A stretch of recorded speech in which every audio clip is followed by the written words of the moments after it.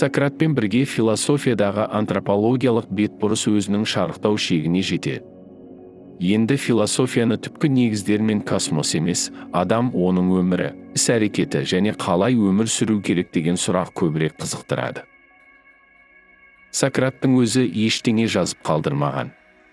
Біз ол туралы білетін дүниенің бәрі оның шәкірттері арқылы, ең алдымен Платон арқылы жеткен. Сократ Афина көшелерінде жүріп, адамдармен сөйлесіп, сұрақ қойып, пікірталас жүргізген. Сократтың негізгі әдісі диалог.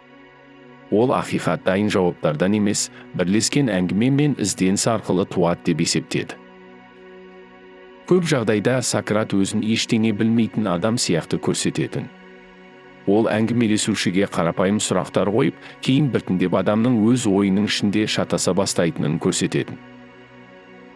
Кейін бұл тәсіл Сократтық ирония деп аталды.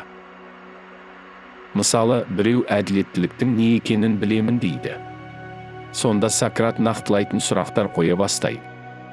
Уақыт өте келе әлгі адамның өз сөзіне өзі қайшы келетінін, немесе өз ойын анық түсіндіре алмайтынын байқайсың.